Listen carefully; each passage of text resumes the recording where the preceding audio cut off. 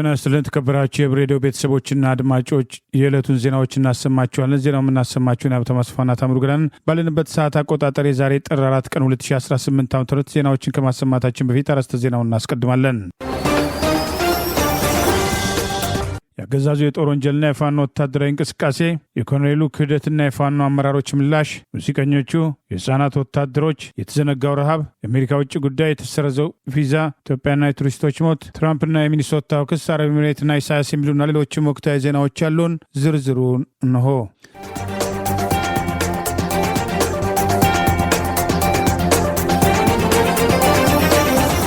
ከደሴ በስተምዕራብ ወግዲ ወረዳ ውስጥ ንጹሐን አማራዎች በፋሽስቱ አብይ አህመድ ሰራዊት ተረሽነዋል ሲል የአማራ ፋኖ ብሔራዊ ኃይል ምስራቅ አማራ ቀጠና ምኒልክ ዕዝ አስታወቀ። በእዙ የንጉስ ሚካኤል አሊ ኮር የማረካቸውን የደቡብ ወሎ ዞን ሰላም አስከባሪዎችና ፓራ ኮማንዶዎችን ወደ ማሰልጠኛ ተሃድሶ ማስገባቱን ገለጸ።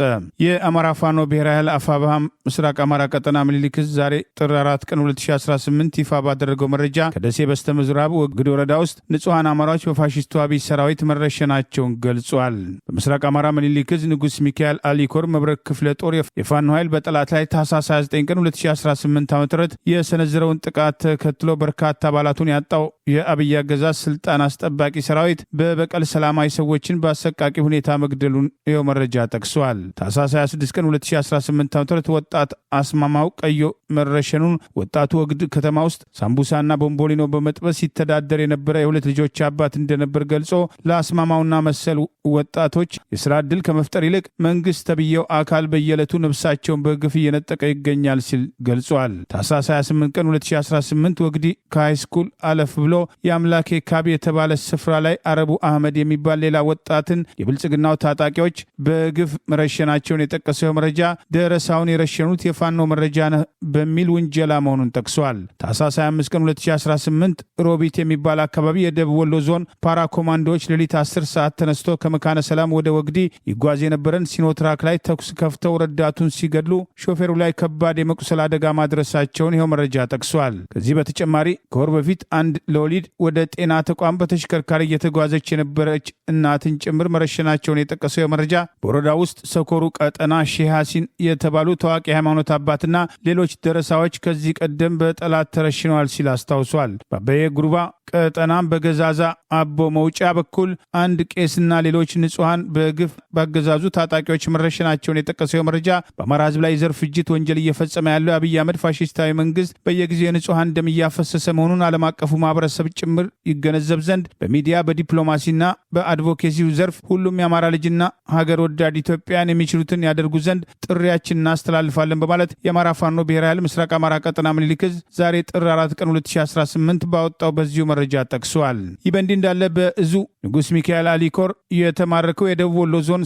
ሰላም አስከባሪዎችና ፓራ ኮማንዶዎች የተሃድሶ ስልጠና እየወሰዱ መሆኑን ገልጿል። ምስራቅ አማራ ቀጠና ምኒልክ ዕዝ ንጉስ ሚካኤል አሊ ኮር ወግድና ከለላ ወረዳ ውስጥ ባለፉት ቀናት በሰራው ኦፕሬሽን በርካታ ጠላት የደመሰሰ ሲሆን መንገድ መሪዎች የሆኑ የደቡብ ወሎ ዞን ሰላም አስከባሪና ፓራ ኮማንዶ ባንዶችን መማረኩን ጠቅሶ ፋኖ እናጠፋለን ብለው ከጠላት አብረው ሌት ተቀን ንጹሐን ወገኖቻችንን ሲገድሉና ሲያስገድሉ ከርመው በስተመጨረሻ እጃችን ላይ ወድቀዋል ብለዋል። እነዚህ የደቡብ ወሎ ዞን ሰላም አስከባሪዎችና ፓራ ኮማንዶዎች አሁን ላይ የተሃድሶ ስልጠና እየተሰጣቸው ሲሆን በስልጠናው መሃል አስተያየታቸውን የለገሱት በጥቅሉ የተናገሩት እስካሁን በሄዱበት መንገድና በፈጸሙት ድርጊት እጅጉን መጸጸታቸውን ነው ሲል ጠቅሷል። ምርኮኞቹ በንጉስ ሚካኤል አሊ ኮር የተሃድሶ ማዕከል የሚሰጣቸውን ስልጠና እንዳጠናቀቁ ወደ ማህበረሰቡ ይመለሳሉ ያለው ይኸው መረጃ ፋሽስቱ አብይ አህመድ አማራን በአማራ ለማስመታት የሚያደርገው ጥረት አካል የሆነውን ፕሮጀክት ለማሳካት ደፋ ቀና የምትሉ የጸጥታ ኃይል አባላት በአስቸኳይ ከህዝባችሁ ጎን እንድትቆሙ ሲል ኮሩ ጥሪ አቅርበዋል በማለት የአማራ ፋኖ ብሔራዊ ኃይል ምስራቅ አማራ ቀጠና ምኒልክ ዕዝ ዛሬ ጥር 4 ቀን 2018 ባወጣው ተጨማሪ መረጃ ገልጿል። የበጀት እጥረትም ገጥሞኛል ያለው የትግራይ ክልል ጊዜያዊ አስተዳደር ችግሩን ለመቅረፍ በማለት በሸቀጦች ዋጋ ላይ የማስተካከያ ዋጋ ጭማሪ ማድረጉን አስታወቀ። የጊዜያዊ አስተዳደሩ የሪሶርስ ሞቢላይዜሽን ኮሚቴ ኃላፊው ዶክተር አብርሃም ተከስተም በሰጡት ጋዜጣዊ መግለጫ ድህረ የፕሪቶሪያው የሰላም ስምምነትም ተከትሎ ምንም አይነት የጎላ የማገገም እንቅስቃሴ በክልሉ አልታየም ብለዋል። በትግራይ ክልል ውስጥ የሰብአዊ አገልግሎትንና የኢኮኖሚ ማገገምን ለማቀላጠፍም ሲባል እንደ ሲሚንቶ የጠርሙስ ውሃ፣ የቢራ፣ የወይን መጠጦችን በመሳሰሉ ሸቀጦች ላይ የዋጋ ጭማሪ በማድረግ ክልሉም ተደቅኖበታል ያሉትን የበጀት እጥረትን ለመቅረፍ ጥረትም ይደረጋል ሲሉም ገልጸዋል። ለትግራይ ክልል ከፌዴራል መንግስቱ ይላክ የነበረው በጀት ካለፈው ጥቅምት ወር ጀምሮ ሙሉ በሙሉ መቋረጡን የገለጹት ኃላፊው በአሁኑ ወቅት ከክልሉ የሚያገኘው ከተመደበለት 1/3 ብቻ መሆኑን ገልጸዋል። የትግራይ ክልል ጊዜያዊ አስተዳደር በአሁኑ ወቅት ከፍተኛ የበጀት እጥረት እንደገጠመው የገለጹት ዶክተር አብርሃም በርስ በርስ ጦርነት የተጎዱ በከፍተኛ የኑሮ ጉስቁልና ውስጥ የወደቁ ያሏቸውን የቀድሞ የህወሓት ታጣቂ ኃይሎችን ለረጅም ጊዜም ድረስም ታገሱን ተጽናኑ ማለትም አንችልም ሲሉም አቋማቸውን ገልጸዋል። ተጨምሯል በተባለው አዲሱ የሸቀጦች ዋጋም ጭማሪ የቢራ ዋጋም በጠርሙስ 3 ብር፣ የወይን መጠጥ ዋጋም በጠርሙስ 20 ብር፣ የታሸጉ ውሃም በደርዘን 12 ብር፣ 20 ሊትር የሚይዝ ውሃም 20 ብር፣ አንድ አምቦ ውሃም መጠጥ በጠርሙስ 1 ብር ጭማሪ የተደረገበት መሆኑን ከክልሉ የወጣው መረጃም ገልጿል። የኮሎኔል ፈንታው ሙሃባ ለአገዛዙ እጁን መስጠቱ የሚጠበቅ መሆኑ የተገለጸ ሲሆን በምስራቅ አማራ ቀጠና ምኒልክ ከፍተኛ አመራሮች የክህደት ተግባሩን በመቃወም በመግለጫ ድርጊቱን አውግዘዋል። በእስክንድር ነጋ የሚመራ አማራ ፋኖ ህዝባዊ ድርጅት አፋድ ምክትል ሰብሳቢና ወታደራዊ አዛዥ የሆነው ኮሎኔል ፈንታው ሙሃባ የአማራ ህዝብን እየጨፈጨፈ ለሚገኘው አብይ አህመድ አገዛዝ እጁን መስጠቱን ተከትሎ እርምጃው የሚጠበቅና መቶ አለቃ ማስረሻ ሳጤ ለአገዛዙ እጁን ከሰጠ በኋላ ደረጃ በደረጃ ይገባሉ ተብሎ ሰፊ ግምት ከተሰጣቸው የድርጅቱ አመራሮች መካከል መገኘቱን በመጥቀስ አስተያየት እየተሰጠ ሲሆን የወሎ ጠቅላይ ግዛት እዝ ሰብሳቢ ጭምር የነበረው ኮሎኔል እጅ መስጠትን ተከትሎ በቀጠናው ምስራቅ አማራ ቀጠና ምኒልክ እዝ ምክትል ወታደራዊ አዛዥ የግዙፉ ላስታ አሳምነው ኮር ሰብሳቢ አርበኛ ወንድሙ ማሩ ድርጊቱን አውግዞ መግለጫ አውጥተዋል። የአማራ ፋኖ ትግል የጀመርንበት ብዙ ምክንያቶች ቢኖሩም ዋነኛ ምክንያታችን አማራ በመሆናችን ብቻ በወለጋ፣ በነቀምት፣ በሻሸመኔ፣ በጉራ ፈርዳ፣ በመተከልና በሌሎችም አካባቢዎች በጅምላ ተጨፍጭፈናል፣ በጅምላ ተገለናል፣ በጅምላ ተፈናቅለናል። በዚህ ምክንያት አማራ የመዳኛ መንገዱ ክንዱና ነፍጡ መሆኑን አውቀን ዱር ቤቴ ካልን 3 እና 4 ዓመታት አሳልፈናል ሲል ሁኔታውን አስታውሶ በዚህም ቆይታችን ዱላ ይዘን ወጥተን ከክላሽ እስከ ዲሽቃ፣ ከዲሽቃ እስከ ሞርታርና ሌሎችም ከባድ መሳሪያዎችን ታጥቀናል። የሁሉ መሳሪያዎች ይዘን እየታገልን ባለንበት ወቅት በአባታችን ብርጋዴር ጀነራል አሳምነው ጽጌ ስም ሲነግድ የነበረው ኮሎኔል ፈንታውን ሙሃቤ በትላንትናው ዕለት ለዚህ ፋሺስት ስርዓት እጅ ሰጠ የሚል ዜና ሰምተናል ሲል ድርጊቱን አውግዟል። ኮሎኔል ፈንታውን ለአገዛዙ እጅ ሰጠ አልሰጠ የአማራ ፋኖ ትግል አይቆምም ያለው የምስራቅ አማራ ቀጠና ምኒልክ ዕዝ ምክትል ወታደራዊ አዛዥና የላስታ አሳምነው ኮር ሰብሳቢ አርበኛ ወንድሙ ማሩ እኛ ግን የጀነራል አሳምነው ልጆች የአባታችን አደራ ቃል ተወተን የአማራን ትንሣኤ እናበስራለን። አሁንም በዚህ ትግል የሚነግድ ካለ መንገዱ ክፍት ነው፣ እንክርዳዶች ከስንዴው እንድትለዩልን እንፈልጋለን በማለት ይህን ትግል ስንጀምር ላንጨርስ አልጀምርነውም፣ አማራነት ያሸንፋል፣ ድል ለፋኖ ድል ለአማራ በማለት የካሃዲውን ኮሎኔል ድርጊት ታውግዟል። በተመሳሳይ በዚሁ ቀጠና የአፋብኃ ምስራቅ አማራ ቀጠና ምኒልክ ዕዝ ከፍተኛ አመራር የሆነው ሻለቃ ሀብታሙ ደምሴ አንበሳ ምን ቢርበው ሳር አይግጥም በማለት የኮሎኔሉን ድርጊት ታውግዞ ባቡሩ ሲጓዝ በየፌርማታው የሚወርዱ ተሳፋሪዎች እንደሚኖሩ ተገማች ነው። ይህን ትግል እንደ ባቡር ቆጥረ ነው በየፌርማታው የሚወርዱ ተሳፋሪ ጉዳይ ሊያሳስበን እንደማይገባ ለማስታወስ እንወዳለን በማለት የክህደት ተግባሩን አስታኮ ባሰፈረው ሰፋ ያለ መግለጫ አስታውቋል። በጣም የሚገርመው ነገር ቢኖር ወደ ጠላት የሚገቡ አካላት ለክዳታቸው እንደ ሰበብ የሚቆጥሩት በዋናነት ጌቶቻቸው የሰጧቸውን አጀንዳ መሆኑ ነው። ስለዚህ እነሱ ከጅምሩ የጠላት እንጂ የኛ አልነበሩም ማለት ነው። የጠላት አጀንዳ ከጠመንጃ ጋር ተሸክመው ላይታች ሲሉ የነበሩ ስለሆነ እነሱ ቢመጡ ቢሄዱ ምንም ሊጨንቀን አይገባም ብሏል። ጥርሳችን ነክሰን በመታገል የሚከፈለው መስዋዕትነት እየከፈል ለአማራ ህዝብ የደህንነት ዋስትናዎች ለመሆንና ኢትዮጵያን ከመፍረስ ለመታደግ ቆርጠን የተነሳን በመሆናችን እስከ መጨረሻዋ የድል ብስራት ከዓላማችን ዝንፍ እንደማልል አረጋግጣለሁ በማለት አንበሳ ምን ቢርበው ሳር አይግጥም እንዲሉ አበው እኛም ምንም አይነት አጀንዳ ቢወረወር ከጠላት ጎን ልንሰለፍ እንደማንችል እሙን ነው ሲል ሻለቃ ሀብታሙ ደምሴ አማራ ፋኖ ብሔራዊ ኃይል አፋብኃ ምስራቅ አማራ ቀጠና ምኒልክ ዕዝ ከፍተኛ አመራር ዛሬ ጥር 4 ቀን 2018 ባወጣው ተጨማሪ መግለጫ ገልጿል። በእስክንድር የሚመራው አፋድ ከአማራ ህዝብ ተደብቆ ከዓመት በፊት በዳውንት ከአገዛዙ ጋር ያደረገው ድርድር ውጤት መሆኑን የሚያስታውሱ ወገኖች ከማስረሻ ሰጤ በፊትም የነቆራጡና ጸዳሉ ደሴ መክዳት የማስረሻ ሰጤ መከተልና አሁን ደግሞ ኮሎኔል ፈንታው ሙሃባ የወሰደው እርምጃ ድርጅቱ ቀስ በቀስ እየተቆራረጠ ወደ ጠላት ለመግባት መወሰኑን የሚያሳይ እርምጃ መሆኑን የኮሎኔሉ እጅ መስጠት ተከትሎ አስተያየቶች ሲንሸራሸሩ አስተውለናል። አፋድ ኮሎኔሉ እጅ መስጠቱ ከተረጋገጠ በኋላ አግጃቸዋለሁ በሚል ያወጣው መግለጫ ተመልሶ አስወቅሶታል። ናይጄሪያ ባስተናገደችው 9ኛው የአፍሪካ የዓመቱ የሙዚቃ ሽልማትም 3 ኢትዮጵያን አርቲስቶችም ሽልማትም ተቀበሉ። በሌጎስ በተካሄደው የአፍሪማ የሽልማት ስነ ስርዓት ላይ በምርጥ የአፍሪካ ባህላዊ ሙዚቃ ዘርፍም ድምፃዊት ቬሮኒካ አዳነ፣ በምርጥ የአፍሪካ ጃዝም ዘርፍም የመሰንቆም ተጫዋቹ ሐዲስ አለማየሁ ወይም ሃዲንቆ፣ በምርጥ የአፍሪካ ውዝዋዜም ዘርፍ ድምፃዊትም ሐዊ ዳባም ዊሃም የሙዚቃ ስራቸውን በመድረክ ላይ በማቅረብ ሽልማታቸው መቀበላቸው ታውቋል። ናይጄሪያ በሌጎስ ከተማ ባስተናገደችው 9ኛው የአፍሪካ ሙዚቃ ሽልማት የ24 ዓመቱ ናይጄሪያዊ አርቲስት ሬማ 3 ሽልማቶችን በማግኘት የዓመቱ ምርጥ ወንድ አርቲስትም ተብሎ ተሸልሟል። በርና ቦይ የተሰኘው አልበም የዓመቱ ምርጥ አልበም የተባለም ሲሆን የ19 ዓመቷ ናይጄሪያዊት ዘፋኝ፣ ግጥም ጸሐፊና ዳንሰር ኩዊንግ ማዲ ወደፊትም ተስፋ የሚጣልባት ድንቅ አርቲስት ተብላም ሽልማትም ካገኙት ተወዳዳሪዎች መካከል ተጠቃሽ መሆኗም ከሌጎስ የወጡ ዘገባዎች ገልጸዋል። የፋኖ እንቅስቃሴ ስጋት ላይ ጣለው አብይ አገዛዝ ታዳጊዎችን በማፈስ በብር ሸለቆ ማሰልጠኛ ጣቢያ ውስጥ ብሔርን ከብሔር የሚያጋጭ ሰልጣኞቹ ፋኖ ከመለጣችሁ በአሰቃቂ ሁኔታ ይገድላቸዋል ከሚል ጀምሮ ከፍተኛ ቅስቀሳ እንደሚያደርጉባቸውና ከተለያየ ቦታ በግዳጅ ታፍሰው መምጣታቸውን ከብር ሸለቆ ማሰልጠኛ ጣቢያ ጠፍተው በፋኖ ቁጥጥር ስር ያሉ አስተያየታቸውን ሰጡ። በአማራ ሕዝብ ላይ ጦርነት ያወጀው የአብይ አህመድ አገዛዝ በግዳጅ አፍሶ ታዳጊዎችን ጭምር ለጦርነት እያሰለፈ ዓለም አቀፍ የጦር ወንጀል እየፈጸመ ሲሆን ይህንኑ በተግባር የሚያረጋግጡ እርምጃዎች በተደጋጋሚ ሲገለጹ የቆዩ ሲሆን በቅርቡ አገዛዙ በግዳጅ አፍሶ በብር ሸለቆ ማሰልጠኛ ጣቢያ ሲያሰለጥናቸው የነበሩ ታዳጊዎች በመክዳት የአማራ ፋኖ ብሔራዊ ኃይል አፋብኃ ምዕራብ አማራ ቀጠና ቴዎድሮስ 109ኛ ኮርን የተቀላቀሉ ሲሆን ሁሉም ዕድሜያቸው ከ18 ዓመት በታች ከተለያዩ ብሔር የተውጣጡ ሲሆኑ በግዳጅ መታፈሳቸውና ፋኖ ያጠፋችኋል፣ በአሰቃቂ ሁኔታ ይገድላችኋል፣ ፋኖ እጅ እንዳትገቡ ከሚል ቅስቀሳ ጀምሮ ብሔርን ከብሔር የሚያጋጩ ቅስቀሳዎች በወታደራዊ ማሰልጠኛ ተቋም ውስጥ እንደሚሰጥ ገልጸዋል። ከአዲስ አበባ በሊስቶሮነት ሲሰራ በከተማው ሚሊሻ ካምፑስ ጫማ የጠረገበትን እሰጥሃለሁ በሚል አግባብቶ ከወሰደ በኋላ ሌሎች የታፈሱ ሰዎች ወዳሉበት ሲቀላቅለው ከሌላ ካድሬ 31 ሺህ ብር ሲቀበል ማየቱን የጠቀሰው ታዳጊ ለጦርነት ሳይሆን ለስራ ትፈልጋለህ፣ ከዚህ የተሻለ ስራ ተገኝቶልሃል በሚል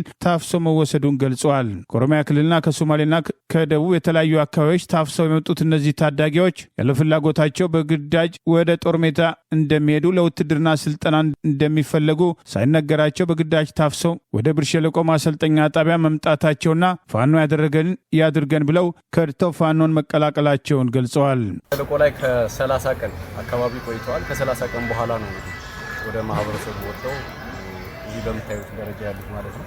ስለዚህ የአማራ ፋኖ ሊበላችሁ ሊያጠፋችሁ ነው የመጣው። ስለዚህ ናወጣና ታገል፣ ኦሮሞን ሊያጠፋ የመጣ ድርጅት ነው፣ ናና ታገል የሚል አይነት ሐሳብ ነው እየሰጣችሁ የነበረውና አሁን መጥተው ሳይሆን እሺ፣ ስም ማን ይባላል? ዮናስ ንጉስ። ከየት ነው የመጣው? ከአዲስ አበባ። ትውልድህ የትኛው ብሔር ነው? አማራ።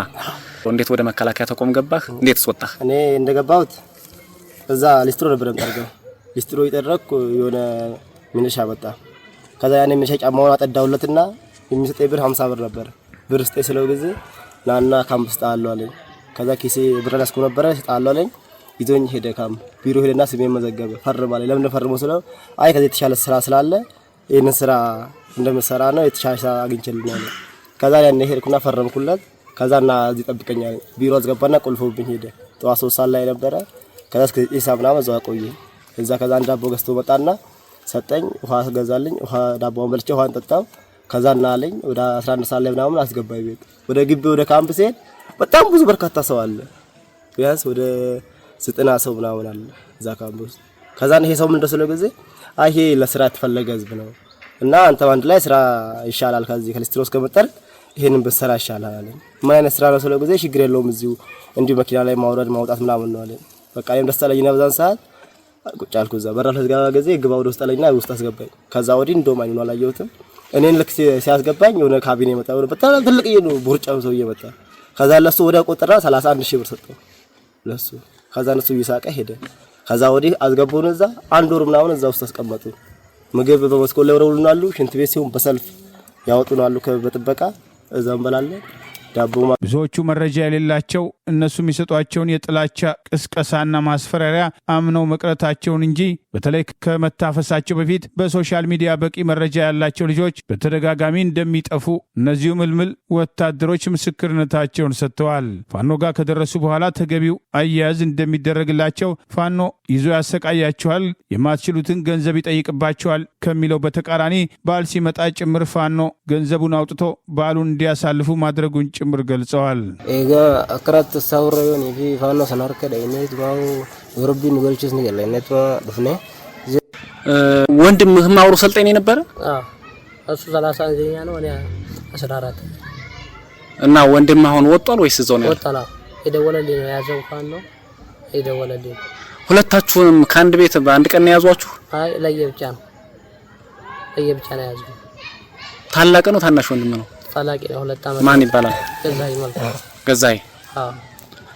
ስልጠና ቦታ ላይ ምን ይሏቸዋል? ስለ ፋኖ ስለ አማራ ምን ይሏቸዋል? ስልጠና ቦታ ስለ አማራ ይባል ነገር ያው ተከዳችሁ ፋኖ ይወጋቸውና ቲክቶክ ላይ ይለቃቸዋል ነው የሚለው። ያርዱና ቲክቶክ ላይ በር ይቀበላል መጀመሪያ ይላሉ። ያን የሚሰማ ደግሞ ሰው ኦሮሞች ናቸው አብዛኞቹ ይፈራሉ አይወጡም። መጀመሪያ ያን የሚናገሩ ፖለቲካ ላይ ተዛ በተረፈ ቀይ ባህር ነው የሚሉት የነ ፖለቲካ ሎቡኬ ገራ ቶርቤ ለማሞ ከዚ ፋኖን ነጋን ያቺሴ ኛተን ውላቴ እቹ ዋንተ ሁንደ ዋመን ወርባቺ ውተርገኑ ከነ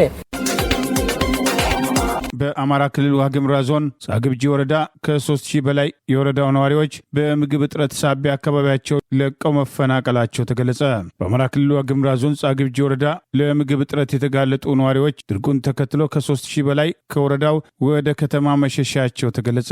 በወረዳው በሐምሌ ወር በጣለው ከባድ ዝናብ የአርሶ አደሮች ሰብል የተጎዳ ሲሆን እስካሁን በሴፍቲኔት አመልድ ኢትዮጵያ የምግብ ድጋፍ ሲያደርግ የነበረ ቢሆንም ባለፉት 4 ዓመታት ይህ ድጋፍ በመቋረጡና ዩኒሴፍ ክፍያም ባለመክፈሉ ማህበረሰቡ እንዲሰደድ እንዳስገደደው ዲደብሊው መረጃዎቹን ጠቅሶ ዘግቧል። በቤተሰብ ደረጃ ህጻናት ይዘው ስለሚሰደዱ ትምህርትም ለማቋረጥ እየተገደዱ መሆናቸውን የጠቀሰው መረጃ ተደጋጋሚ የድርቅ አደጋ በተከሰተበት በአማራ ክልል ዋግምራ ዞን ጻግብጂ ወረዳ የሚኖሩ 3000 የሚጠጉ ሰዎች በምግብ እጥረት ምክንያት አካባቢያቸውን ትተው ወደ ከተሞች መሰደዳቸው የተነገረ ሲሆን አርሶ አደሮች ህጻናት ልጆቻቸውን ይዘው ስለሚሰደዱ ትምህርታቸውን የሚያቋርጡ ተማሪዎች ቁጥር እየጨመረ መምጣቱን የአካባቢው የትምህርት ባለሙያዎች መናገራቸውን ይኸው ዘገባ ጠቅሷል።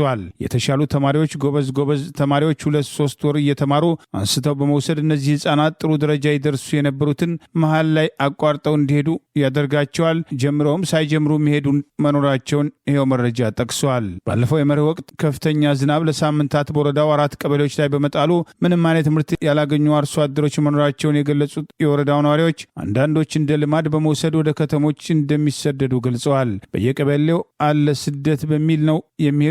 ልምድ ያላቸውም ተቸግረውም የሚሄዱ አሉ። ድርቅ ነበር። በቀበሌው ቆላማ አካባቢዎች ናቸው ጉዳት የደረሰባቸው። ልጆቻቸውን ይዘው ነው የሚሄዱት። በስደት ደሴ፣ ኮምቦልቻ አካባቢ ተፈናቅለው መሄዳቸው ተገልጿል። ስማቸው እንዳይጠቀስ ድምጻቸውም እንዲቀየር የፈለጉ የስራ ኃላፊ ከክረምት ጋር ተያይዞ በተፈጠረ የምርት እጥረት 3000 የሚደርሱ ሰዎች አካባቢያቸውን መልቀቃቸውን ገልጸው የአመልድ ኢትዮጵያ ድጋፍ ለ4 ወራት መቋረጡና የአርሶ አደሮች የሴፍቲኔት ክፍያ በሚገባ ባለመከፈሉ ስደትን ምርጫ ባለማድረጋቸው ጠቅሰው በ4 ቀበሌዎች በረዶ የተቀላቀለ ዝናብ ጥሎ በመንግስትም በመንግስታዊ ባልሆኑ ድርጅቶችም ድጋፍ አልተደረገም። ከዚያ ባለፈ አመልድ ኢትዮጵያ ይደግፍ ነበር፣ ባልታወቀ ምክንያት ቀረ።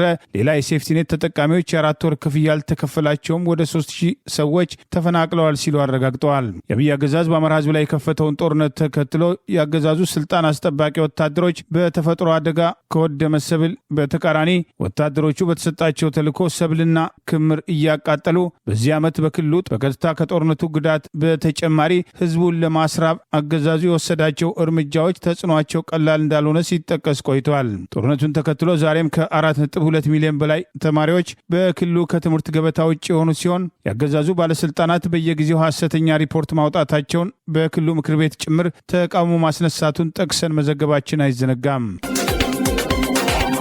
ትውልደ ኢትዮጵያው መስፍን ዶላር የዛሬ 25 ዓመት በፊትም የ15 ዓመትም ጨቅላ ሳለ በደረሰበት የልብ ህመም ሳቢያ በኢትዮጵያ ውስጥ የሕክምና እርዳታ ለማግኘት ባለመቻሉ ወደ አሜሪካው አትላንታ ግዛት ተወስዶም ከደረሰበት የልብ ህመም የመታከም እድል የማግኘት እድል አግኝቷል። እንደ CNN ሰሞነኛ ዘገባ አስገራሚው ዜና የዛሬ 25 ዓመት ህይወቱ መመለሱና የልብ ቀዶ ጥገና የተደረገለት መስፍን ቆሞ መሄዱ ብቻ ሳይሆን ታዳጊው ወጣት መስፍን ራሱ የልብ ሕክምና ባለሙያም ሆኖ በዚያን በክፉና አስጨናቂ ጊዜ የቀዶ ጥገና ካደረጉለት በማደጎ መልክም ልጃቸው ካደረጉት ከአሜሪካው የልብ ቀዶ ጥገና ባለሙያ ከዶክተር አለን ዶላር ጋር በመሆን በትውልድ አገሩ ኢትዮጵያ ውስጥ ተመሳሳይ ችግር ለገጠማቸው በቁጥር ለበለጡ ኢትዮጵያን ወገኖቹ የቀዶ ጥገና ሕክምና እርዳታ ለማድረግ መብቃቱ በእጅጉ አስገራሚ አጋጣሚ ክስተቱም ነው ብሎታል። በአሁኑ ወቅት በሚኒሶታ ግዛት ማዮ ክሊኒክ የልብ ህመም ለገጠማቸው በሽተኞች ከፍተኛ ሕክምና እርዳታ በመስጠት ላይ የሚገኘው ትውልደ ኢትዮጵያዊ መስፍን ዶላር የዛሬ 25 ዓመትም ህይወቱን ካስቀጠለልኝ ዶክተር ጎን ቆሜ በተመሳሳይ ችግር የወደቁ ወገኖችን ለመርዳት መቻሌም ለሁለታችንም ትርጉም ያለው ለአንዴ የሚቆም ክስተትም ሳይሆን የትውልድና የአህጉር ቅብብሎሽ ነው ብሎታል። የጨቅላው መስፍን ህይወትም ያተረፉት ዶክተር አለን በበኩላቸው ከዚያን ጊዜም ታማሚ ደንበኛዬ ጨቅላ መስፍን ጋር በአንድ የሥራ ሙያም ቆሜም ሰራለሁ የሚል እምነት አልነበረኝም። ይህን አጋጣሚ ለመግለጽ በእጅጉ ይከብደኛል። ጥልቅ ስሜት ነው በውስጤ የሚንቀለቀለው በማለትም ውስጣዊ ስሜታቸውን ባጭሩ ለመግለጽ ሞክረዋል። ለትርፍ ባልተቋቋመ ድርጅት አማካኝነት ወደ ትውልድ አገሩ ኢትዮጵያ በመጓዝ ህይወቱን ከታደጉለት ዶክተር አለን ዶላርና ተመሳሳይ የሙያ አጋሮቹ ጋር በኢትዮጵያ ውስጥ እርዳታ ለማድረግ መቻሉ ከፍተኛ ትርጉም እንዳለው የገለጸው የሕክምና ባለሙያው መስፍን የኔ የታማሚነት ምዕራፍም ተቋይቶም ሌሎችም በተመሳሳይ ችግር የተጎዱ ወገኖችን ለመርዳት መብቃቴም አስገራሚና ዳግም የመወለድ ያህል ይሰማኛል ሲል ተናግሯል። በኢትዮጵያ ውስጥ እንደ ያኔው መስፍን ተመሳሳይ ችግር ያለባቸው ሁሉንም ወገኖችን መርዳት አለመቻላቸው ትልቅ ሐዘን መሆኑን አጽንኦት የሰጡት ዶክተር አለን በአመት 2 ሳምንት በኢትዮጵያ በሚያደርጓቸው የልብ ቀዶ ሕክምና ያለ ሕክምና እርዳታም ጣልቃ ገብነት ሊሞቱ የሚችሉ ወገኖችን መታደጋቸው እና ታማሚዎችን ወደ ማህበረሰባቸው በጤንነት መመለስ ትልቅም ሽልማት ነው በማለትም የኢትዮጵያ የህይወት አድን ቆይታቸውና ጉዟቸውን በደስታም ገልጸውታል። በኢትዮጵያ ውስጥ በአሁኑ ወቅት ከዛሬ 2 አስርት ዓመት ጋር ሲነጻጸር የልብ ቀዶ ጥገና የሚያሻቸውና ወረፋ የሚጠብቁ ታማሚዎች ቁጥር ከፍተኛ ሲሆን በአፍሪካ አህጉር ውስጥ ለዚህ እድል የሚበቁ እድለኛ ታማሚዎች ቁጥር ከ5 ከመቶ በታች እንደሆነ የሕክምና ጥናቶች ይገልጻሉ። በሚኒሶታ እየተካሄደ ያለው የኢሚግሬሽን ዘመቻ በህግ አግባብ እየተካሄደ አይደለም። ዘር ላይ መሰረት ያደረገ ጥቃት ተፈጽሟል። አሜሪካዊ ዜጎች ጭምር በማንነታቸው የጥቃት ኢላማ ሆነው ለእስርና ለእንግልት ተዳርገዋል። ዘመቻው ግዛቱ በዲሞክራት አገረ ገዢ በመመራቱ ጭምር ኢላማ መሆኑን በመጥቀስ አይስ ወይም የአገር ውስጥ ደህንነት ጉዳይ ሆምላንድ ሴኩሪቲ ላይ ክስ መመስረታቸውን አስታወቁ። በሚኒሶታ የሚኒያፖሊስና ሴንት ፖል ከተሞችን ጨምሮ በፕሬዝዳንት ዶናልድ ትራምፕ አስተዳደር በብሔራዊ አገር ውስጥ ደህንነት ጉዳይ ሆምላንድ ሴኩሪቲ አይስ እየተካሄደ ያለውን የኢሚግሬሽን ዘመቻ ህግና ስርዓትን ያልተከተለ ዜጎችን ማንነታቸውን መሰረት አድርጎ የጥቃት ኢላማ ያደረገ ከመንገድና ከስራ ቦታ በዩኒፎርምና ያለ ዩኒፎርም የሚደረገው አፈና በግዛቱ ከፍተኛ ፍርሃት መፍጠሩን በንግድ ተቋማት ላይ ስራቸው እንዲቀዛቀዝና ብሎም እንዲዘጉ ምክንያት መሆኑን ከፍተኛ የመብት ጥሰት መጣሱን ምክንያት በማድረግ ፍርድ ቤት ድርጊቱን እንዲያስቆም ክስ መመስረታቸውን አስታውቋል። የሚኒሶታ ሚኒያፖሊስና ሴንት ፖል ከተሞች ከንቲባና የግዛቱ ጠቅላይ አቃቢ ህግ በጋራ ዛሬ በሰጡት ጋዜጣዊ መግለጫ የአሜሪካን ህገ መንግስት መርሆችን የጣሰ ዜጎችን በማንነታቸው ሳቢያ የጥቃት ኢላማ ያደረገ ህግና ስርዓትን ያልተከተለና በተለይም ግዛቱ በዲሞክራት ተመራጭ አገረ ገዢ መመራቱን ታሳቢ በማድረግ ተለይቶ የተከፈተ ዘመቻ አካል መሆኑን በሌሎች የሪፐብሊካን ፓርቲ ግዛቶች ተመሳሳይ ዘመቻ አለመካሄዱን ጭምር የሚኒያፖሊስ ከተማ ከንቲባ ጃኮብ በዚሁ ጋዜጣዊ መግለጫ ወቅት በዝርዝር ጠቅሰዋል። የሚኒሶታ ግዛት ጠቅላይ አቃቢ ህግ አሊሰን በበኩላቸው ህገ መንግስታዊ ድንጋጌዎችን የጣሰው የኢሚግሬሽን ዘመቻ በዜጎች ላይ ፍርሃት የፈጠረና ፍርድ ቤት የማስቆም ስልጣን እንዳለ እንዳለው እየተወሰደ ያለው ዘመቻ ህገወጥ መሆኑን፣ አላግባብ ከቤት ከመኖሪያ ቤትና ከመንገድ የሚደረጉ አፈናዎች ህጋዊ ያለመሆናቸውን ጭምር ጠቅሰው በዝርዝር አስረድተዋል። ሴንት ፖል ከተማን ጨምሮ በሰጡት በዚሁ የጋራ ጋዜጣዊ መግለጫ ላይ ፍርድ ቤት ድርጊቱን እንዲያስቆም አቤት ማለታቸውን በስፋት አብራርተዋል። ይህ በእንዲህ እንዳለ የአሜሪካ ውጭ ጉዳይ ሚኒስትር ዛሬ ባወጣው መረጃ 100,000 ቪዛዎችን መሰረዙን አስታውቋል። የአሜሪካ ውጭ ጉዳይ ሚኒስትር ስቴት ዲፓርትመንት ዛሬ ይፋ ባደረገው በዚህ መረጃ ከ100,000 በላይ ቪዛዎች ፕሬዚዳንት ዶናልድ ትራምፕ ባለፈው ዓመት ጥር ወር ስልጣናቸውን ከተረከቡ በኋላ መሰረዙን አስታውቋል። የአሜሪካ ውጭ ጉዳይ ሚኒስትር ከሰረዛቸው 100,000 በላይ ቪዛዎች መካከል 8,000 የሚሆን የተማሪ ቪዛ ሲሆን 2,500 የሚሆኑ ልዩ ቪዛዎች ከአሜሪካ ህግ አስከባሪዎች ጋር እሰጥ አገባ ውስጥ የገቡና በወንጀል ድርጊት ተሳትፈዋል የተባሉ መሆናቸውን ይጠቅሳል። ከሀገር የማባረር እርምጃው ተጠናክሮ እንደሚቀጥል የአሜሪካ ውጭ ጉዳይ በኤክስ ገጹ ባወጣው በዚሁ መግለጫ አስታውቋል። ቪዛ ከተሰረዘባቸው ምክንያቶች መካከል ከተፈቀደ ጊዜ በላይ መቆየት፣ በተጽዕኖ ውስጥ ሆኖ ማሽከርከር፣ በትንኮሳና በስርቆት የተሳተፉትን የሚመለከት መሆኑን የስቴት ዲፓርትመንት ምክትል ቃል አቀባይ ቶሚ ፒጎት መናገራቸውን ይኸው መረጃ ይጠቅሳል። ባለፈው የፈረንጆቹ 2025 ዓ.ም የተሰረዙ ቪዛዎች ቁጥር ቀደም ሲል ከነበረው 2024 ዓ.ም በ150% ጭማሪ እንዳለው ጭምር ምክትል ቃል አቀባዩ ገልጿል። በሁሉም የአሜሪካ ቪዛ ያላቸው የውጭ አገር ዜጎች ላይ ህግ አክባሪነታቸውን በየጊዜው እንደሚከታተልም አስታውቋል። We are not victims in the city of Minneapolis. We've got heroes that are standing up for each other, that are standing by the neighbors that they love. And one thing that I can tell you for certain is that we aren't backing down. We don't retreat in Minneapolis. We don't back down in Minnesota. We stand up against bullies, and right now, what we are asking for is an intervention from the court to push back on this unconstitutional conduct, pure and simple. በደቡብ ምዕራብ ኢትዮጵያ ጉብኝት ላይ ነበሩ የተባሉ 2 ቱርካውያንና 1 ኢትዮጵያዊ በታጣቂዎች መገደላቸውን ክልሉ አስታውቋል። የአርብቶ አደር ሽፍቶች ያላቸው ላይ ዘመቻ መጀመሩን ገልጿል። የደቡብ ምዕራብ ኢትዮጵያ ህዝቦች ክልላዊ መንግስት ኮሚኒኬሽን ዛሬ ጥር 4 ቀን 2018 ይፋ እንዳደረገው በዛሬው ዕለት በክልሉ በምዕራብ ኦሞ ዞን በሱሪ ወረዳ በጉብኝት ላይ ያሉ 2 ቱርካውያንና 1 ኢትዮጵያዊ በታጣቂ ጥቃት መገደላቸውን ገልጿል። ዛሬ ከጠዋቱ 2 ሰዓት ከ20 በጉብኝት ላይ ነበሩ የተባሉ 2 ቱርካውያንና 1 ኢትዮጵያ አሽከርካሪያቸው ማንነታቸው አልታወቁም በተባሉ የአርብቶ አደር ሽፍቶች ባደረሱት ጥቃት ህይወታቸው ማለፉን ክልሉ ባወጣው በዚሁ መግለጫ ጠቅሷል። የክልሉ መንግስት ይህንን አረመኔያዊ ድርጊት የፈጸሙትን ሽፍቶች ተከታትሎ ለህግ ለማቅረብ የተቀናጀ የጸጥታ ኃይል በማሰማራት ሰፊ የህግ ማስከበር ስራ እያካሄደ ይገኛል ያለ ሲሆን እነዚህ የሰፈር ሽፍቶች ለዝርፊያ ሲባል በፈጸሙት ክፉ ድርጊት ክቡር የሆነውን የሰው ልጅ ህይወት መጥፋቱን የጠቀሰው ክልሉ የህግ የበላይነትን ለማስከበር በሚያደርገው ጥረት የአካባቢው ማህበረሰብ እንዲተባበር ሲል ጥሪ እንደሚያቀርብ አስታውቋል። ይህ በእንዲህ እንዳለ በአማራ ክልል አዊ ብሔረሰብ አስተዳደር ዞን ቻግኒ ከተማ ራንቻ አካባቢ የአይሱዚ ሹፌር ታጣቂዎች በከፈቱት ጥቃት ዛሬ ማለዳ ላይ ተገድሏል ሲል የሹፌሮችን ችግር የሚገልጸው ማህበራዊ ገጽ ያስታወቀ ሲሆን ከጥቃቱ በተጨማሪ ሹፌሮች በተለያዩ አቅጣጫዎች ከፍተኛ ዝርፊያ ጭምር እየተፈጸመባቸው መሆኑን አስታውቋል። ጅማ መንገድ ሶኮሮ ከተማ ላይ ፖሊሶች በማስቆም ገንዘብ ካላመጣችሁ አታልፉም በሚል አሽከርካሪዎችን ወደ ተለያዩ የግል አካውንቶች ገንዘብ እንዲያስገቡ ማድረጋቸውና የዜጎችን ሰርቶ የመብላት ወጥቶ በሰላም የመግባት ደህንነት ያስጠብቃል ተብሎ ሰልጥኖ መለዮ የለበሰ ፖሊስ እንደ ሽፍታ መኪና መሃል ከተማ እያስቆመ ብር በግዴታ ካላመጣችሁ አታልፉም በማለት መንገድ መዝጋት የህግ አልባነት ምልክት ነው ሲል ድርጊቱን ኮንኗል። በተመሳሳይ በትላንትና ዕለት ከጠዋቱ 4 ሰዓት በቤንሻንጉል ጉሙዝ ክልል ከመንዲና በአምባሲ መሃል 5 ሹፌሮችና 3 ረዳቶች ዘራፊ ባሏቸው ታጣቂዎች መወሰዳቸውን ጭምር ያስታወቀው ማህበራዊ ገጹ በተደጋጋሚ ሚሊሻዎች የክልል ፖሊሶች ልዩ ልዩ ሰበብ እየፈጠሩ ከሚጠይቁት ገንዘብ በተጨማሪ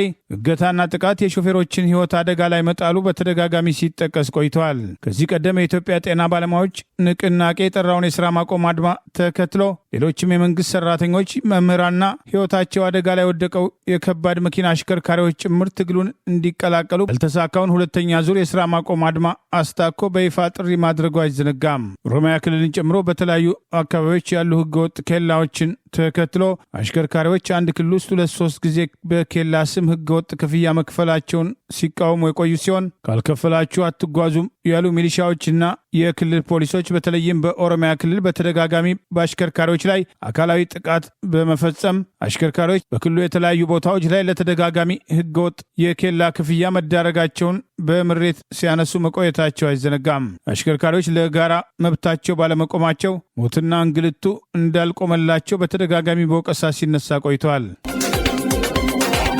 በአሜሪካም ካሊፎርኒያ ግዛት የሚገኙ አብያተ ክርስቲያናትም መጪው የጌታ የኢየሱስ ክርስቶስ በዓለ ጥምቀትን በጋራ ለማክበር ዝግጅታቸውን አጠናቀው ዕለቱን በጉጉትም እየጠበቁ ይገኛሉ። ቅዳሜ ጥር 9 እና እሁድ ጥር 10 2018 ዓ.ም ወይም በፈረንጆቹ ቅዳሜ ጃንዋሪ 17 እሁድ ጃንዋሪ 18 2026 የአውሮፓ አቆጣጠር በደቡብ ካሊፎርኒያ እና አላስካ አህጉረ ስብከት ስር የሚገኙ ከ10 በላይ የኢትዮጵያ ኦርቶዶክስ ተዋሕዶ ቤተክርስቲያን አብያተ ክርስቲያናት በአንድነት በሚያከብሩት የታላቁ የጥምቀት በዓል በሎስ አንጀለስ ጃንሜዳ መንፈሳዊ መርሃ ግብር ላይ ሊቃነ ጳጳሳት፣ ካህናት፣ ታዋቂ ሰባኪያን፣ ዘማሪዎች፣ የሰንበት ትምህርት ቤቶች አገልጋዮችም ይገኛሉ። እርሶም ቤተሰቦም በ1000 ቬን ስካሊ አቬኑ ሎስ አንጀለስ ካሊፎርኒያ 90012 በሚገኘው በታዋቂው የዶጀርስ ስታዲየም የመኪና ማቆሚያ ቁጥር 13 እና 14 ላይ የታላቁ መንፈሳዊ የጥምቀት ፕሮግራምን ይታደሙ ዘንድ አዘጋጅ ኮሚቴው በክብር ጋብዞታል። የማይቀርበትም ታላቅ መንፈሳዊ የጥምቀት በዓል በሎስ አንጀለስም ጃንሜዳ። የምስራቅ አፍሪካ የፖለቲካ አሰላለፍ እየተቀየረ መምጣቱ ማሳያ ነው ተብሏል። አረብ ኤሚሬት ከሶማሊያ ወታደራዊ ጦር ሰፈሮቿን ነቅላ መውጣት ጀምራለች። የኤርትራው ፕሬዚዳንት ኢሳያስ አፈወርቂ ጠንከር ባሉ ቃላት አብይ አህመድን ወርፈዋል። በኢትዮጵያ እርስ በርስ ጦርነትና በሱዳን የእርስ በርስ ጦርነት ውስጥ ቁልፍ ሚና እንዳላት በተደጋጋሚ በወቀሳ ስሟ የሚነሳው በአማራ ሕዝብ ላይ የተከፈተውን ጦርነት ተከትሎ አብይ አህመድን በጦር መሳሪያ በመደገፍ በሕዝቡ ላይ ለተፈጸመው የዘር ጭፍጨፋና የጦር ወንጀል በአጋርነት የምትጠቀሰው አረብ ኤሚሬት ከሶማሊያ ጋር የገባችበትን ዲፕሎማሲያዊ ቁርቋሶ ተከትሎ ቦሳሶ ሶማሊያ ውስጥ የነበራትን ወታደራዊ ቤዝ ስጋት ላይ መውደቋን ተከትሎ ዋና ዋና የሚባሉ መሳሪያዎችና በስፍራው ያሰማራችውን ኃይል ማውጣቷን የሚጠቅሱ መረጃዎች ወጥተዋል። ከሶማሊያ ቦሳሶ አረብ ኤሚሬት ከነበራት ወታደራዊ ቤዝ ላይ መሳሪያዎቿና ሰዎቿን ማስወጣት መጀመሯን ሲናፈስ የነበረውን ዛሬ ሚድል ኢስት ምንጮቹን ዋቢ አድርጎ ይህንኑ ዜና አረጋግጧል። አረብ ኤሚሬት በሶማሊያ ግዛት ውስጥ ያላትን ቁልፍ የደህንነትና ወታደራዊ ሰራተኞች ወታደራዊ መሳሪያዎችን ማስወጣቷን የዘረዘረው ይኸው መረጃ የአብይ አገዛዝ ሁነኛ ደጋፊ የሆነችው አረብ ኤሚሬት በቅርቡ በእስራኤል እውቅና ከተሰጣት ሶማሌላንድ በተጨማሪ በሶማሌ ፑንትላንድና ሌሎችም ግዛቶች በህገወጥ መንገድ ለሚንቀሳቀሱ መሳሪያና ዲፕሎማሲያዊ ሽፋን ትሰጣለች በሚል ወቀሳ ሲቀርብ ቆይቷል። ከሳውዲ አረቢያ ጋር የመን ውስጥ ቁርቋሶ የገባችው አረብ ኤሚሬት ከሳውዲም በተመሳሳይ የምትደግፋቸው ኃይሎች በሳውዲ አረቢያ የተቀናጀ ወታደራዊ ድሮን ጥቃት የተፈጸመባቸው ሲሆን ይህኑ ተከትሎ የአንድ ክንፍ መሪ የነበረውን ከየመን በሶማሌ በኩል በድብቅ በማስወጣቷ ከሶማሌ መንግስት ጋር ያላትን ስምምነት መሰረዙ አይዘነጋም። አረብ ኤሚሬት ቀደም ሲል ከኤርትራ መንግስት ጋር ከዓመታት በፊት የነበራትን ስምምነት መሰረት አድርጎ በአሰብ ወደብ ላይ ወታደራዊ ይዞታ የነበራት ሲሆን ኤርትራ እንዳስወጣቻት ሲጠቀስ ቆይተዋል። ይህ በእንዲህ እንዳለ ለአረብ ኤሚሬት ሲል አሰብን ሽፋን በማድረግ ወታደራዊ ቀጠና ለማስገኘት ከኤርትራ ጋር ጦርነት ውስጥ ለመግባት እየተንቀሳቀሰ መሆኑ በስፋት የሚገለጸው አብይ አህመድን አስታኮ የኤርትራው ፕሬዚዳንት ኢሳያስ አፈወርቂ ዛሬ ለአገሪቱ መገናኛ ብዙሃን በሰጡት አስተያየት አብይ አህመድን ጠንከር ባሉ ቃላት በመወረፍ ጦርነት ውስጥ መግባት እንደማይፈልጉ አብይ በተልዕኮ የሚንቀሳቀስ መሆኑን በተዘዋዋሪ ገልጸው የሰነፎች ጦርነት ውስጥ አንሳተፍም ማለታቸው ቃለመጠይቁን መሰረት አድርገው የወጡ ዘገባዎች ጠቅሰዋል። ይህ እንዲህ እንዳለ አብይ አገዛዝ ማህበራዊ ሚዲያ ፈቀላጤዎች ህወሓት ከኤርትራ መንግስት በርከት ያለ የጦር መሳሪያ ማስገባቱን የሚጠቅሱ ወቀሳዎችም ዛሬ አውጥተዋል። በምስራቅ አፍሪካ ያለውን ወታደራዊ ውጥረት ተከትሎ በተለይም የዓለም አረብ ኤሚሬት ከሶማሊያና ከሳውዲና ከሶማሊያ መንግስት ጋር የገባችበት ቁርቋሶ በአካባቢው የሚኖራትን ተጽዕኖ ሊገድብ የሚችል ሲሆን በሱዳን የእርስ በርስ ጦርነት ለጀነራል ሐምዲ ደጋሎ የሰጠችውን ድጋፍ ተከትሎ ከ10 ሚሊዮን በላይ ዜጎች ለተፈናቀሉበት በርካቶች ለሞቱበትና ለቆሰሉበት ጦርነት ከፍተኛ ጥፋት ድጋፍ ማድረጓ በወቀሳ ሲነሳ የቆየ ሲሆን በአብይ ፈቃድ በቤንሻንጉል ለጀነራል ሐምዲ ደጋሎ ታጣቂዎች ወታደራዊ ስልጠና እስከ መስጠት መድረሷ በወቀሳ ሲነሳ ቆይተዋል። የሰሞኑ እንቅስቃሴ በምስራቅ አፍሪካ ያለውን የኃይል አሰላለፍ እየቀየረ መምጣቱ እየተጠቀሰ ሲሆን በአብይ አህመድ አማካኝነት ኢትዮጵያ ከኤርትራ ጋር ጦርነት ውስጥ ከገባች ሳውዲና ግብፅን ጨምሮ ሌሎች ሀገራት ከኤርትራ ጎን፣ አረብ ኤሚሬትና ሌሎችም ከአብይ ጎን በመሰለፍ ሁለቱ ሀገራት የጦርነት አውድማ ይሆናሉ የሚል ስጋት ሲነሳ መቆየቱ አይዘነጋም።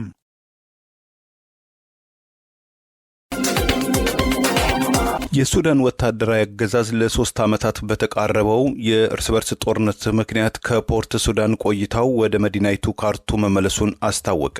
ጠቅላይ ሚኒስትር ካሚል ኢድሪስም በትላንትናው ዕለት ለመገናኛ ብዙሃን በሰጡት መግለጫ ዛሬ ተመልሰናል፣ ከእኛም ጋር የተስፋ መንግስት ወደ ብሔራዊ መዲናችን ተመልሷል፣ ለዜጎቻችን መሰረታዊ አገልግሎት ወደ መደበኛው ይመለሳልን ብለዋል።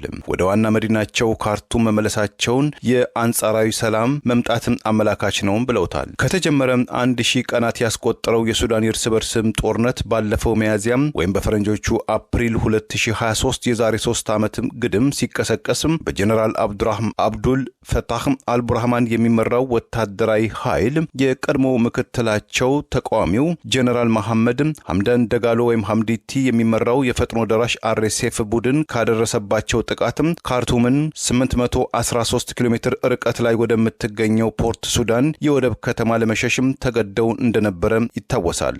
የሱዳን መከላከያ ሰራዊት የካርቱም ከተማና አካባቢውን ባለፈው ዓመት በመጋቢት ወር ላይ ዳግም ቢቆጣጠርም ከ5 ሚሊዮን በላይ ነዋሪዎቿ ያሏት የካርቱም ከተማ በጦርነቱ ሳቢያ አብዛኛው መሰረታዊ አቅርቦቶቿ፣ ቤት ንብረቶች መውደማቸውን የተባበሩት መንግስታት ድርጅት የቀደመ መረጃ አመላክቷል። የሱዳን ወታደራዊ ባለስልጣናት አዲሱ የፈረንጆቹ 2026 ዓመት የሰላም ዓመት ነው ቢሉትም በካርቱምና አካባቢው የወደሙ የመሰረተ ልማት በእንጥልጥል ላይ ያለው የደህንነት ስጋት በቀላሉ የሚጠገን አለመሆኑን ረጅም ጊዜ ሊወስድ እንደሚችልም ተገምቷል። እንደ ተባበሩት መንግስታት መረጃም በትንሹ ከ150 ሺህ በላይ ሰዎች ህይወት የቀጠፈው ከ12 ሚሊዮን በላይ ዜጎችን በአገር ውስጥና በውጪ ስደትና መፈናቀል የዳረገው የሱዳን የእርስ በርስ ጦርነት በዓለማችን ግዙፉ የሰብአዊ ቀውስም ተብሎም ተመዝግቧል።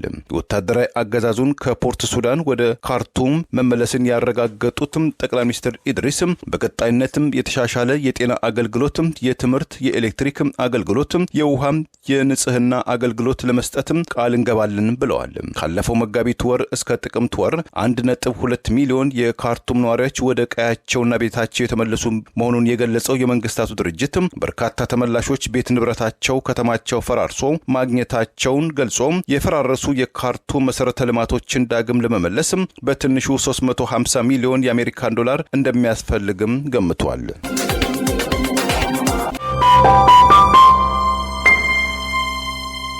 ሚዲያዎች የህዝብን ፍላጎት የማንጸባረቅና ለህዝቡ አዲስ እይታን በማቅረብ የህዝብን ሐሳብ የማበልጸግ ትልቅ ድርሻ አላቸው። ኢትዮ ዲስኮርስ ሚዲያም አልሞ የተነሳው ዓላማም ከነዚህ የሚዲያ ሚናዎች አንጻር የራሱን ድርሻ መወጣትን ነው። ኢትዮ ዲስኮርስ ሚዲያ ከዜናዎች፣ ከሰበር ዜናዎች፣ ከፓርላማ ውሎች፣ ከዓለም አቀፍ ትልልቅ ክስተቶች ጀርባ ያሉ ሐቆችን በመተንተን የህዝብን የአስተሳሰብ አድማስ በማስፋት የማመዛዘን አቅሙን ለማዳበር ይሰራል።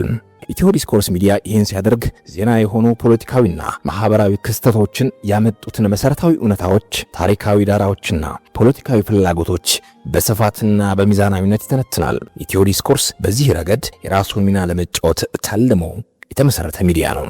በመሆኑ ሚዲያውን በመከታተል ዕውቀትን መሰነቅ እንዲችሉና የዓላማችን ተባባሪ እንዲሆኑ እንጋብዛለን። ኢትዮ ዲስኮርስ። ለዛሬ ያሉን ዜናዎች እነዚህ ናቸው። ዜናውን ስታደምጡ ለቆያችሁ የህብር ሬዲዮ ቤተሰቦችና አድማጮች ምስጋናችን ይድረሳችሁ። የህብር ሬዲዮ ኦፊሻል ዩቲዩብ ቻናላችንን ሰብስክራይብ ያላደረጋችሁ ሰብስክራይብ በማድረግ በተጨማሪም የደውል ምልክቱን በመጫን የህብር ሬዲዮ ቤተሰብ እንድትቀላቀሉ በአክብሮት እንጋብዛለን። እንደ ወትሮ ሁሉ የህብር ሬዲዮ ቤተሰቦች ፕሮግራሞቻችንን ላይክ በማድረግ ሼር በማድረግ አስተያየቶቻችሁን በመስጠት አብሮነታችሁን እንድትገልጹ በአክብሮት እንጠይቃለን። በድጋሚ እናመሰግናለን። ጤና ይስጥልን። ቸር እንቆይ።